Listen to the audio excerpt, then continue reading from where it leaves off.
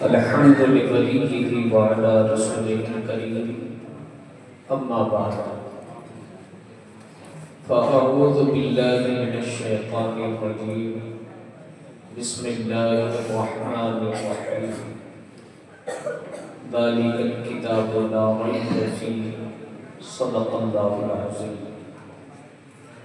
بارگاہ رسالت باب صلی اللہ علیہ وسلم نے درود پاک کا ہدیہ پیش کریں۔ اللہم رب محمد صلی اللہ علیہ وسلم نحن عباد محمد صلی اللہ علیہ وسلم صلاۃ و سلام علیک یا رسول اللہ۔ یہ کوئی خطاب کا وقت نہیں اور نہ میری یہ حیثیت ہے کہ حضرت کی موجودگی میں لب کشائی کی جرت کر ہاں غلام کو اتنا حق ہوتا ہے کہ غلامی کا اظہار کرے،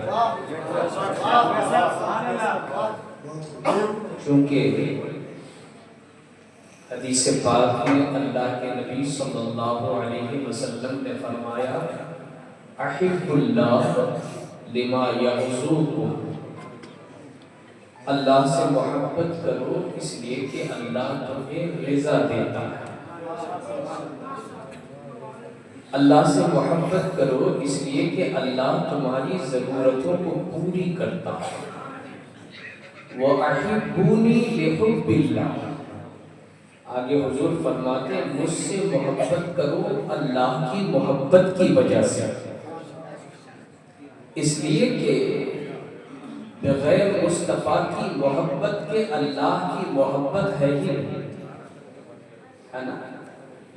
اور آگے حضور فرماتے ہیں وَأَحِبُّوا أَهْلَ بَيْتِي لِحُبِّي،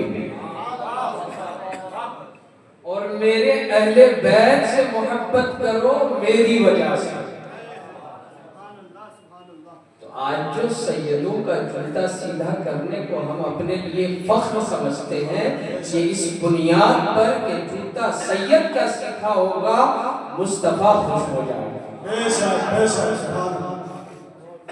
اور سیدوں میں بھی فاطمی سید کی شان نرالی ہے۔ حضور علیہ الصلوۃ والتسلیم نے فرمایا میری بیٹی فاطمہ کا نام اس لیے فاطمہ ہے کہ اللہ نے اس کو اور اس کی ذریت کو جہنم سے نجات عطا فرما دی۔ جو فاطمی سید ہیں ان کی یہ خصوصیت ہے کہ جہنم کی آگ ان پر حرام ہے۔ اور یہ تو حدیث ہے، یہ تھیوری ہے جو بتائی گئی، سادات کچھوچھا نے پریکٹیکل کر کے دکھایا ہے۔ ایک زمانہ تھا حضور تاج الاصفیاء سید مصطفیٰ اشرف کچھوچھا شریف کے ایک عظیم الشان بزرگ فرنگی محل لکھنؤ کے ایک مدرسے میں پڑھ رہے تھے۔ ایام طالب علمی تھا، ساتھیوں میں ایک دوسرے سے ہنسی کی جاتی ہے، دل لگی کی جاتی ہے۔ کچھ ساتھیوں نے حضور تاج الاصفیاء سے جن کے پڑھائی کا زمانہ کہہ دیا کہ آپ سید ہیں، اور یہ بات لگ گئی، اللہ اکبر، یہ بات لگ گئی۔ وہ جلال میں آئے اور فوراً مدرسے کے باورچی خانہ میں گئے اور بھٹی میں جو کوئلہ جل رہا تھا اس دہکتے ہوئے کوئلے کو اپنے ہاتھ میں لیا اور لا کر اب ساتھیوں سے فرماتے ہیں بتاؤ میں سید ہوں کہ نہیں، بتاؤ میں سید ہوں کہ نہیں۔ سنو ان کا شجرہ اس خاندان سے ملتا ہے، نہ صرف ان پر جہنم کی آگ حرام ہے، جو ان سے جڑ جائے وہ بھی پار ہو جائے، جو ان سے جڑ جائے۔ اس لیے میں خطاب کیا کروں، ہاں اس بات کا شکریہ ادا کر رہا ہوں کہ گوناگون مصروفیت کے باوجود آج حضرت ہماری بزم میں شمع کے مثل روشن ہے اور پوری تاریکی کو ختم کر کے محبت کی روشنی جلائے۔ قابل مبارکباد ہے مرکزی مدرسہ تیلیہ فیضان اعلیٰ حضرت کے تمام اراکین، اور یہ جو آج آپ ڈسپلے دیکھ رہے ہیں یہ یوں ہی نہیں کہ پوسٹر بنا، جلسے کا مشورہ ہوا اور ساری چیزیں ہو گئی۔ یہ جلسہ فقط جلسہ نہیں ہے، یہ مرکزی مدرسہ تیلیہ کے سینے سے نچوڑے ہوئے خون کی تاثیر ہے کہ آج اسی کا اظہار ہو۔ سال بھر میں آپ نے کیا کیا؟ اس ایک پروگرام کے پیچھے نہ جانے کتنے دلوں کے خون تیل بن کے چراغ میں جلے ہیں اس علم کی بھٹی میں، تب جا کے یہ روشنی نظر آ رہی ہے۔ آج اسی کا اظہار ہے۔ اچھا فائدہ کیا ہے؟ آج 3 بچوں کے سر پر تاج حفظ رکھا جائے گا۔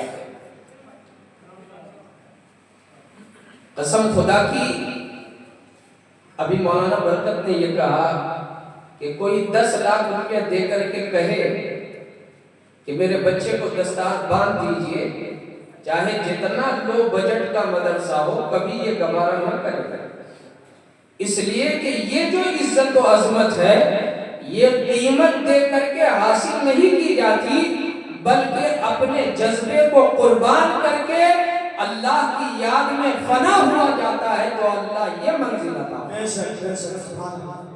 اور یہ مقام کیا ہے؟ ان بچوں کو جو تاج ملے گا، یہ تو یہاں کی عزت ہے۔ دنیا فانی ہے، دنیا کی چیز فانی ہے، ختم ہو جائے، مگر باقی رہنے والی اللہ کی ذات جو عزت عطا فرمائے گی میدان محشر۔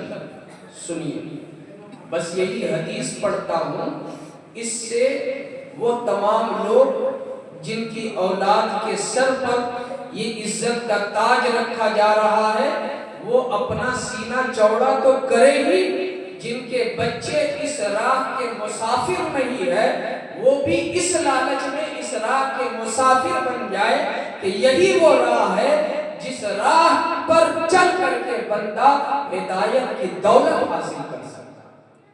مصطفیٰ فرماتے ہیں من قرأ القرآن وعمل به البس یوم القیامت تاجا من نور ضوءه مثل ضوء الشمس۔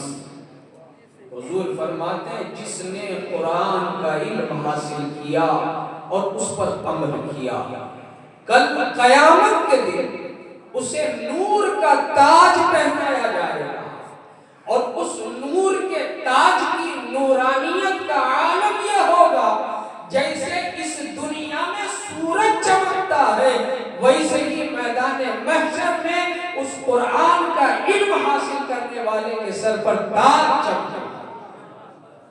بلند آواز سے کہیے سبحان اللہ، اور زور سے کہیے سبحان اللہ۔ مزاج وقت کا موسم بدلنے لگتا ہے، اندھیرا چھاٹ کے سورج نکلنے لگتا ہے، عجیب آپ ہیں کہ خاموش بیٹھے ہیں، نبی کا ذکر سن کے پتھر پگھلنے لگتا ہے۔ میں خطاب نہیں کر رہا، میں حضور کی ایک حدیث آپ تک پہنچا رہا۔ حضور فرماتے ہیں کہ میدان محشر میں اسے تاج پہنائے گا۔ آج یہ بچے یہاں تاج پہن رہے، کل میدان محشر میں پہنے، لیکن انہی پر بس نہیں ہے، انہی پر ختم نہیں۔ وہ ماں باپ جو اپنی زندگی کو وقف کر دیتے اپنی اولاد کی زندگی بنانے کے، وہ ماں باپ جو اپنے چین و سکون کو تج دیتے ہیں، اپنا خون پسینہ ایک کر دیتے ہیں اپنے بچوں کے روشن مستقبل کے لیے، ان کو زیور علم دین سے مزین کرنے کے لیے، اس قربانی کو بھی اللہ رائے کا نہیں فرمائے گا۔ آگے مصطفیٰ فرماتے ہیں وَيُكْسَى وَالِدَيْهِ حُلَّتَانِ فَيَقُولَانِ بِمَا نُسِينَا هَذَا فَيُقَالُ بِأَخْذِ وَلَدِكُمُ الْقُرْآنَ۔ آگے کہ اس بچے کے والدین کو میدان محشر میں جنتی جبہ پہنایا جائے گا۔